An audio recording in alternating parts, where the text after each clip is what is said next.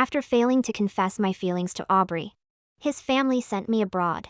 The day I returned to the country, everyone was afraid I'd get too close to Aubrey again. Even he himself said the biggest stain on my life is being liked by my own adopted sister. To keep me away, they introduced Aubrey to many girls. Aubrey didn't turn any of them down, casually wrapping his arm around their waists and telling others with indifference, if she could just get rid of those unnecessary feelings, I wouldn't mind her coming back. It seemed he thought I still couldn't get over him. But this time I came back for one reason only: to marry someone else. As soon as I appeared at the door of the private room, the air seemed to freeze. The girl who had just tried to kiss Aubrey after losing a dare was standing there. He was lounging on the sofa, relaxed and smug. It wasn't until someone blurted out an expletive that the group snapped back to reality. Damn, why is Moira back? Everyone stepped forward instinctively, blocking Aubrey from me. Just like years ago. They awkwardly smiled at me. When did you come back? You didn't even let us know so we could pick you up. How did you find your way here? Have you eaten?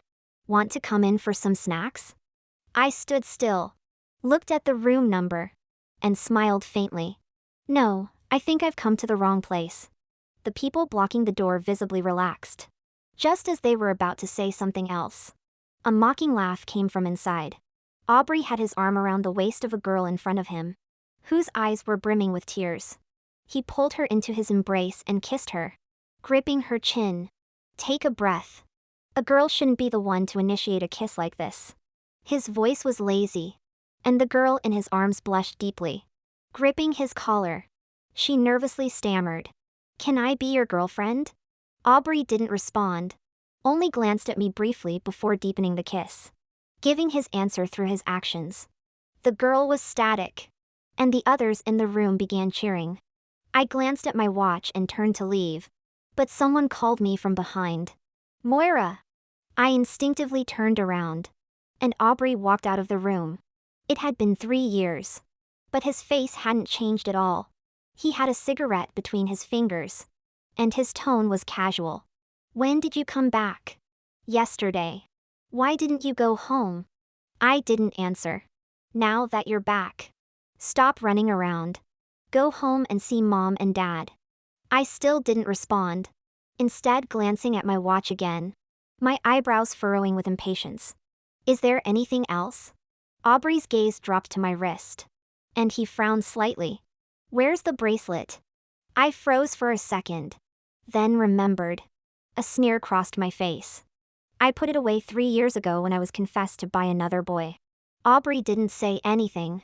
He just led the group and beat up the guy, then quietly took out a family heirloom bracelet and put it on me. Aubrey's frown relaxed, and his tone was unperturbed. It's just a small thing. No need to treat it like it's precious next time. Before Aubrey could finish a sentence, a clear voice cut in. The girl from the private room ran out and immediately linked her arm with Aubrey's. She stretched her hand toward me, smiling brightly. You must be Moira, right? Hi, I'm Jamie, Aubrey's girlfriend. She seemed a little shy, and as she said the last 2 words, she looked up at Aubrey, blushing. I really didn't have time for this. If I stayed much longer, that man would really get angry. I gave a quick nod, greeting her. Hi. I turned and quickly walked away. Before I turned the corner, I saw him leaning against the door frame. He was dressed in black, his sharp nose and dark eyes hidden in the dim lighting. His expression unreadable. His lips sharp and perfectly defined were barely visible in the light. I stepped up to him quickly and pulled a gift from my pocket. Happy birthday. His gaze slowly shifted downward. You're late. I looked at my watch again. The hour hand had just moved past midnight. The day was already over. A hint of frustration flashed across my face. If it weren't for those 2 people I just met, I wouldn't have been late at all. On pulled me into his arms, and with a swift motion, he lifted me off the ground. The flight had originally been scheduled for 9 a.m. And I was supposed to be back before noon to have lunch with On. But because something came up at school, I was delayed and only rushed back in the evening.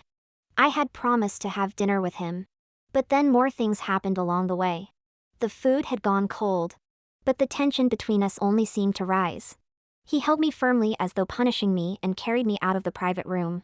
It was a little chilly outside. And On grabbed a jacket from the sofa, draping it over my head. The smell of cedarwood filled the air, sending a subtle thrill through me. A luxurious, understated Maybach was parked by the side of the road. And just as we were about to get close, a surprised yet familiar voice rang out. "When did you come back, Moira?" Aubrey and Jamie were walking toward us, Aubrey's arm around her waist. His voice was filled with surprise. And even through his clothes, I could feel his probing gaze. On only glanced at him, his tone indifferent. "Just got back," Aubrey teased. "Good buddy, have you figured things out? Let me see who it is." Saying this, Aubrey took a step forward, reaching out to pull the jacket off my head. I instinctively clutched Damon's collar tighter. Aubrey's hand didn't touch On's clothes. On only gave him a quick glance. And Aubrey ultimately withdrew his hand. All right, you're so protective. I won't get in your way, just don't forget to bring her out next time for us to meet." On didn't respond, only holding me as he led me into the backseat of the car. On was well known as a wealthy second generation in CA. He was also Aubrey's best friend in the past. I often saw On and Aubrey hanging out together. Although they were good friends back then, I couldn't shake the feeling that On seemed a little distant with Aubrey for some unknown reason. Later, I found out why. The real reason wasn't what I thought. On the day after my failed confession to Aubrey, the day his family sent me abroad, On had followed me. The car slowly made its way toward Amon's villa, and I continued to lean on his shoulder. The partition in the back seat lifted, and his hand slowly moved up my arm. The cold touch made me involuntarily tense. His hair brushed against his face, and his eyes darkened. The bare skin of his neck was exposed. His fragile skin was slowly pressed against mine, sending shivers through my body. The drive from the club to Amon's villa wasn't short. He knocked on the partition, and the driver, understanding, stopped by the roadside and got out of the car. As the temperature in the car slowly rose, I bit my lip, desperately trying to hold back any sound. But On deliberately whispered in my ear, "Why aren't you speaking? Are you uncomfortable?" I opened my mouth, wanting to say something, but the next moment, I was harshly pulled into a kiss. I could only let out a soft whimper. I didn't know how long it had been, but On finally stopped. His handsome face illuminated by the soft car lights seemed completely satisfied. He held me and gently wiped my face. I grabbed my phone, which had been tossed aside, and saw 2 messages from Aubrey. The first was a video. It was a clip of Aubrey drinking with everyone in the private room. Aubrey had a cigarette in his fingers, leaning back lazily in his chair, and said, "The biggest stain on my life is being liked by my own adopted sister. If Moira could just get rid of those unnecessary feelings, I wouldn't mind her coming back." The 2 short sentences. If I had seen this 3 years ago, it would have torn me apart. But now I glanced at the second message. "I heard you took the bracelet his family left for the daughter-in-law. Don't forget to return it when you have the chance. Don't covet what doesn't belong to you. It should be returned to its rightful owner." This wasn't Aubrey's tone. It was clear who had sent these 2 messages. The news of my return to the country eventually reached Aubrey's parents. It happened to be Aubrey's mother's birthday party, and she called me, asking me to come home. I paused for a moment before nodding and agreeing. By the time I arrived, there were already quite a few guests. The news from 3 years ago about the adopted daughter Moira foolishly liking the only heir to the family was known by everyone in the city. When I appeared at the entrance of the party, all eyes immediately turned to me. There was surprise, curiosity, and even disdain. Jamie was hovering around Aubrey's mother, trying to charm her, but Aubrey's mother seemed indifferent to her. However, when I appeared, she immediately turned and linked arms with Jamie, smiling happily. She then looked at me in surprise and said, "You're back. Come here, let me introduce you. This is your brother's girlfriend." She emphasized the words "your brother's girlfriend," as if to make a point. I gave a faint smile. I handed over 2 gift boxes. One was a family heirloom bracelet, and the other was a birthday present for Aubrey's mother. When I handed over the gifts, I hesitated for a moment, then finally said, Happy birthday. Aubrey's mother held my hand and exchanged a few pleasantries with me. She accepted the bracelet. But the gift was casually placed aside. There were so many guests today that Aubrey's mother didn't have the time or energy to pay much attention to me. I politely left the banquet hall and made my way to the garden. It had been 3 years, and so much had changed here. I was lost in thought when I suddenly felt a gaze on me. I looked up and met a pair of deep dark eyes not far away. It was On. Wasn't he supposed to be on a business trip today? He was dressed in all black, surrounded by a group of people. Aubrey was also by his side, questioning him about the woman he had held the day before. He said nothing, just silently fiddling with a ring on his finger. It was the matching couple ring I had given him yesterday. The one on his hand was the one he had forced me to put on him. The one on my hand was his. I recalled the events from yesterday and suddenly felt a little embarrassed. Under his intense gaze, I was about to turn away and check if my old room was still available when a figure blocked my path. It was Jamie, her face shadowed with hostility. She lowered her voice, glaring at me. "Didn't you see the text I sent you? How shameless can you be? Wherever Aubrey is, you just have to show up." I said. I was just passing by. But Jamie suddenly grabbed my hand and shouted loudly. "I know you like Aubrey. But we're in love now. Can you stop trying to break us apart?" Her loud voice attracted the attention of everyone around us. Disdainful, mocking looks were immediately fixed on me. Just like 3 years ago. Her grip was so tight it hurt. And I frowned slightly. "Let go, please. I'm begging you. Aubrey and I finally got together. Can you just leave him alone?" She said, her tone pleading, and she tightened her grip on my wrist. Her nails dug deep into my flesh. I winced in pain and instinctively tried to pull my hand free. I didn't pull hard, but she screamed and fell to the ground. Before I could react, a slap landed across my face.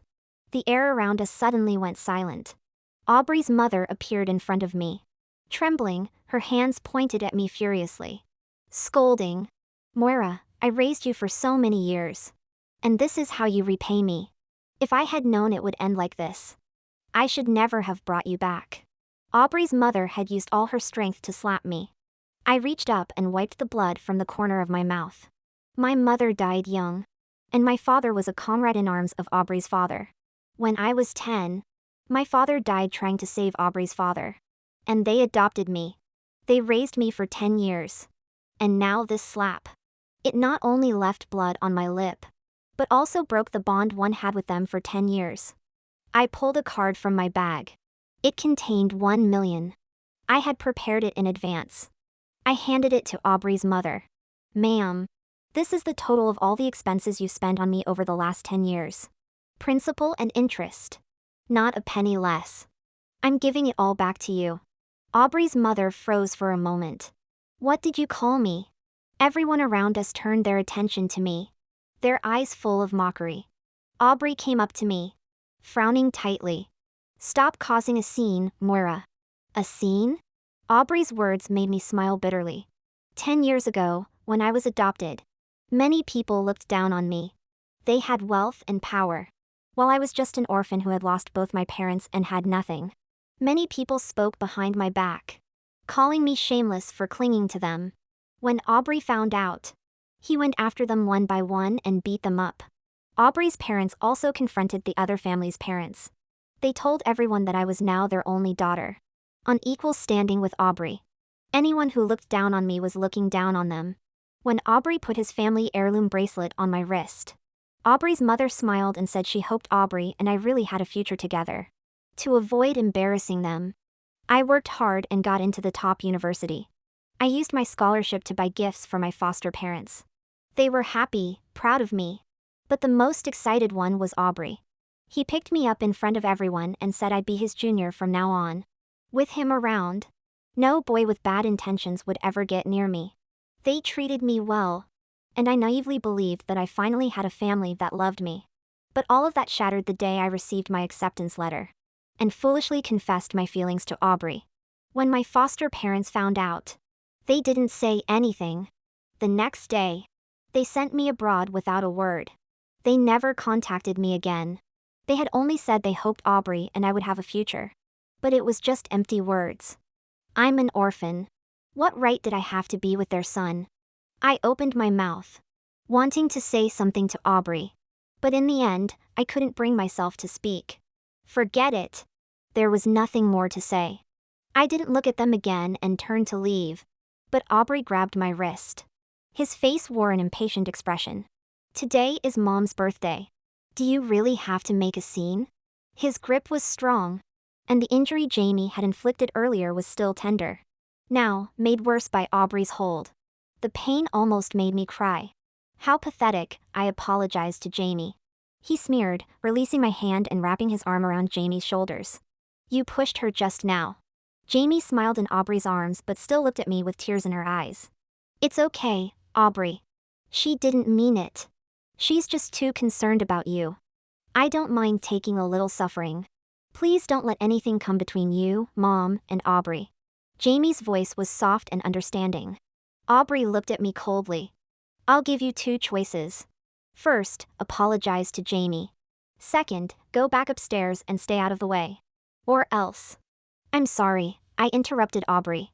Is that enough? If not, I can keep going. Aubrey froze for a moment. Then snapped. Good, very good. You've been abroad for 3 years. And this is the way you've learned to handle things.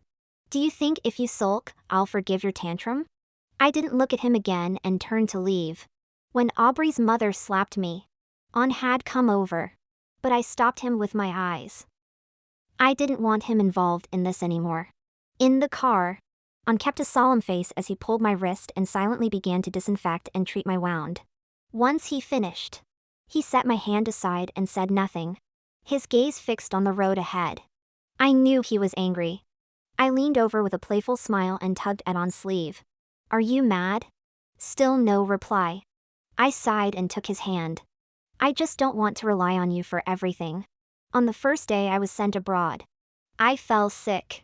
At that time, I didn't have a penny to my name. I sold everything valuable I owned and rented a tiny rundown apartment that could only fit a bed. With a high fever and aching all over, I worked 5 jobs a day, washing dishes, cleaning, and almost fainting into the water basin several times. It was On who appeared to help me. It was my first time abroad, and everything was unfamiliar. I had to rely on him for everything. At first, I thought he was someone my brother had sent to help me. But later I realized he had his own motives. He was after something from me. When I was younger, I had a stubborn streak in me. If they didn't reach out to me, I wouldn't reach out to them. They sent me abroad, and I could live fine on my own. After discovering On's intentions, I started distancing myself from him. I stopped accepting his kindness. But in the face of reality, my pride seemed useless. I was alone in a foreign country. Not a local, facing discrimination. Where others earned a decent wage. I could barely make half. I hadn't done anything wrong. And yet I was being treated poorly. When life became unbearable, I couldn't imagine how I could keep going. So I accepted On. I even climbed into his bed willingly. At first, I thought he was just acting on a whim. And after getting what he wanted, he would toss me aside. After all, how could someone like him possibly be interested in an orphan like me? But he took care of me for 3 whole years. When I didn't want to return home, he arranged for me to continue my studies abroad. I fell in love with research. So he invested in a lab for me to work in. I didn't want to be alone. So he opened a company abroad to stay with me. 3 whole years. In all that time, my family didn't contact me even once. I originally wanted to explain to On that I didn't want to keep causing him trouble. But when I spoke, his mood darkened even more. He pulled his arm away from my grip. That was when I got upset. Look at me, On. On stayed silent for 2 seconds before turning to face me. But his handsome face remained cold and indifferent. And he still didn't say a word. Fine. If he didn't want to talk, then neither would I. I leaned back against the car seat, closing my eyes. At first, I just wanted to pretend to nap. But before I knew it, I really fell asleep. When I opened my eyes again, we had already arrived home. Dinner was ready. All the dishes I liked. I hadn't eaten much at the party earlier. And now my stomach was growling. On was sitting on the couch in the middle of a video conference. When he saw me, he glanced at me and then spoke in English to wrap up the meeting. Once he hung up, he set his phone aside and picked up an economic magazine to read. I walked over to him, sat on his lap, and wrapped my arms around his neck. He didn't resist. I pushed my luck further, saying, "I'm hungry, feed me." On supported me with one hand and guided me to the table. I stayed on him, not planning to get up. He patiently sat there, feeding me bit by bit. When I had eaten enough, my hands began to wander. He held my wrist and shot me a warning look, signaling me to stop. But if I listened to him, I wouldn't be Moira. I grabbed his hand, wrapped it around my waist, pulled him closer, and kissed him again. In the midst of our passion, a video call popped up. Being interrupted during such moments was so annoying. I didn't even check who it was and reached out to hang up, but accidentally hit the answer button instead. A familiar voice came through the phone. "Aubrey's drunk. You should come pick him up." The usual place. It was one of Aubrey's friends. I felt a flash of impatience on my face. Just as I was about to hang up, I heard Aubrey's voice through the speaker. "Who are you calling? I don't need her to pick me up. If she wants to make a scene, let her. It's been 3 years, and she's learned to use spite to threaten people. What does she think, this will make us cave to her?" Aubrey's tone was full of disdain. So he knew we hadn't been in contact for 3 years. When I was first sent abroad, my foster parents ignored me. I made excuses for them, thinking they were busy and would call when they had time. But after waiting for so long, 3 whole years, I never got a call. 3 years ago, Aubrey used to go about drinking and partying late into the night. No matter the season, no matter the time. If I got a call, I would get up from bed and go look for him. But now, what does this situation have to do with me? As I got lost in my thoughts, On's gaze turned sharper, and he kissed me forcefully on the lips. I groaned, and he moved away to grab my phone, hanging up the call. Just a moment ago, I had been the one taking the lead, but now On was sitting still with a firm grip. After hanging up, he cupped the back of my head and pulled me down toward him. "Are you still thinking about him?" His voice was cold. I opened my mouth to respond, but stopped myself. I remained silent, closing my lips. He hadn't even acknowledged me earlier.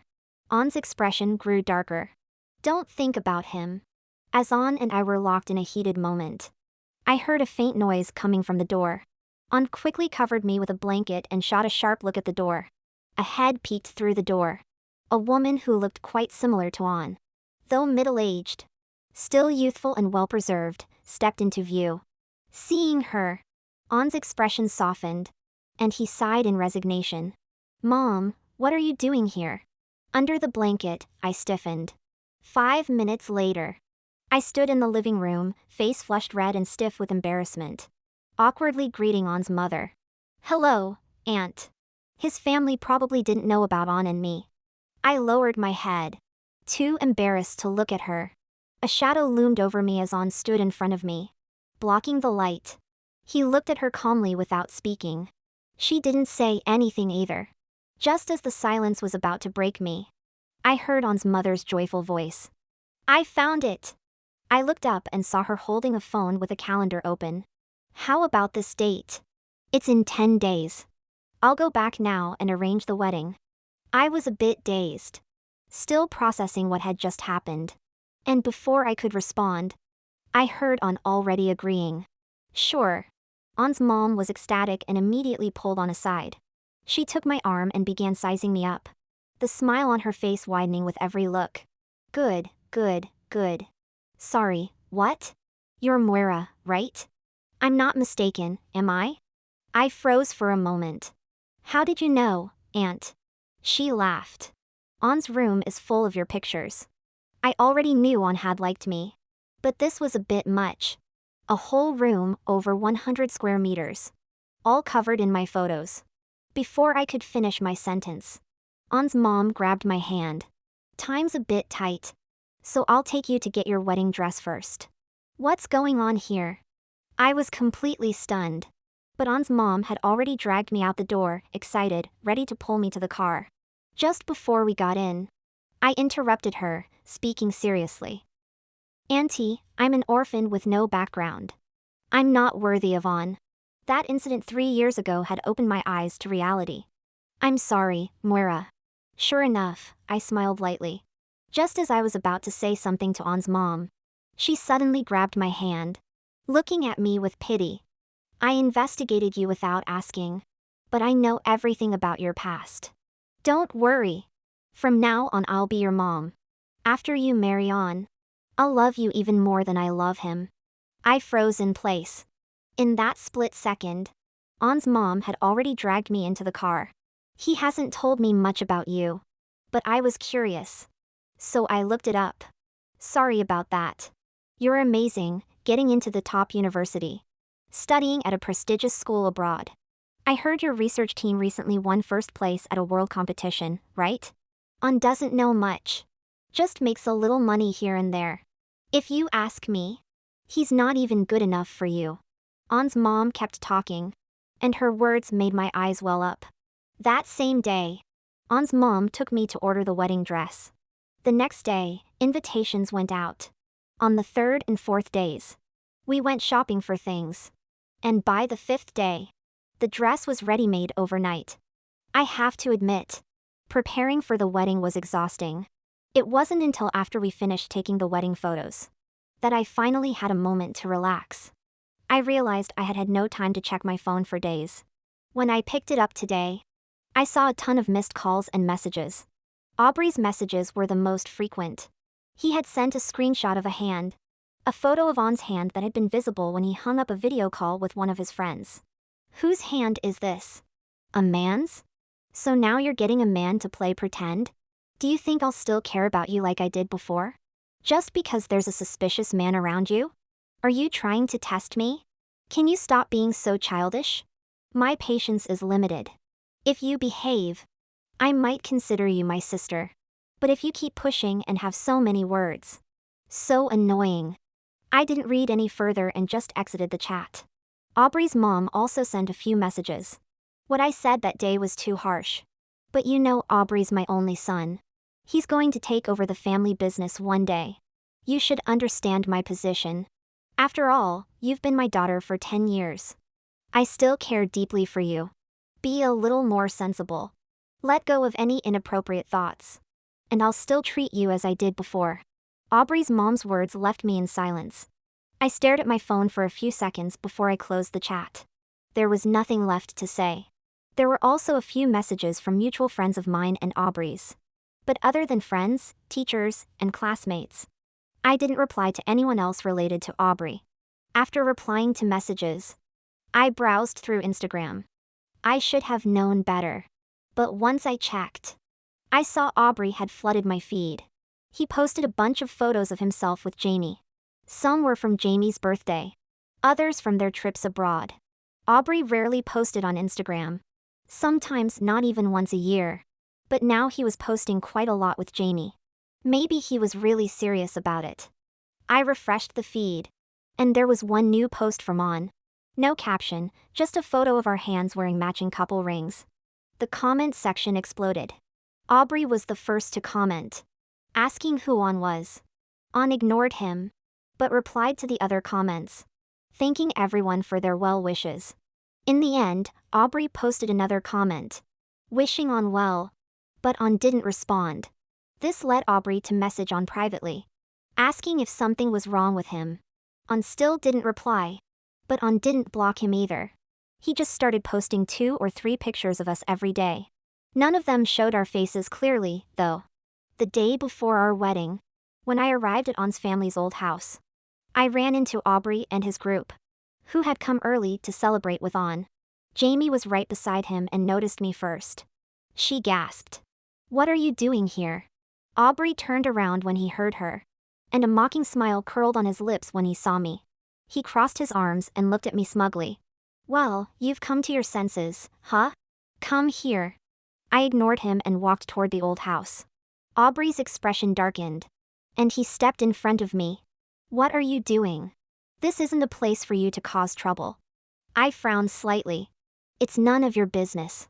Honestly, Aubrey was just so annoying. Jamie stepped forward to try and stop me. This isn't the place for you to barge in. If you offend On and his family, no one will protect you. It's better if you just go back for now. Whatever it is, we can talk about it when Aubrey and I return. Before I could answer, a child came running out of the house. It was On's uncle's son. He was about 5 or 6 years old. He looked around, then saw me and broke into a joyful smile. You're back, Moira. Come in, everyone's waiting for you. He grabbed my hand and led me inside. Aubrey looked on in shock for a moment, then tried to follow, but the security stopped him at the door. Our young master is not receiving guests today. There were quite a few relatives at the house that day, all eagerly talking to me and offering red envelopes and gifts. Eventually, On came to rescue me. His family had a high status in the city, and a lot of people came to our wedding. When On and I stood on the stage, I glanced down and unintentionally locked eyes with Aubrey, whose eyes were red. He was gripping his fists as if he had been wronged. When my foster parents saw me, they too were shocked and frozen in place. The wedding proceeded smoothly. We didn't finally get a break until the evening. I was so tired that I almost fell asleep leaning on. Just as we reached the entrance of the old house, we were stopped by a figure. It was Aubrey. He clenched his fists and immediately charged at On. I considered you my brother, and now you're after my sister. Who gave you permission to marry her? His eyes were wild with rage, but before he could reach On kicked him away. He was like an angry lion, his eyes bloodshot, repeatedly shouting at On. Who gave you permission to marry my sister? She's mine. On furrowed his brow, about to call security to remove Aubrey. But I grabbed his hand. I shook my head at him. On's face changed, and he instinctively tried to tighten his grip on my hand. But I was already standing in front of Aubrey. I slapped him hard across the face. You know I'm only your sister by name. Who I marry is none of your business. Besides, I've already repaid you. My father's life was exchanged for your father's safety. I owe you nothing. And we have no connection anymore. Don't say such disgusting things. After the slap, I felt unsatisfied, so I gave him another one across the other side of his face. Then I took On's hand and headed home. Since that day, I haven't seen Aubrey again, and I deleted and blocked everyone related to him from my contacts. However, a month later, just as I was about to head out, I saw Aubrey's mother standing at my door. I don't know what she had been through during this time, but the proud woman I once knew looked a bit disheveled now. Her hair was messy, and her dark circles were heavy. When she saw me, her eyes were red, and she rushed over to me. Please go see your brother just once. From Aubrey's mother, I learned that Aubrey hadn't been doing well lately. He had locked himself in his room for days, not eating or drinking. When he did come out, he would get drunk and get into fights. He'd ended up with injuries all over but refused to apply any medicine. This time, he had been racing against someone else and crashed off a cliff. He was rushed into the ICU. He's still unconscious. Aubrey really likes you. He broke up with Jamie because of you. It's all my fault. I shouldn't have stopped you back then. Please go see him. I gently pulled my hand out of Aubrey's mother's grasp. Looking at her calmly, I said, please be careful with your words, ma'am. What happens to Aubrey has nothing to do with me. I'm not powerful enough to influence him. After all, I'm just an orphan. She froze for a moment.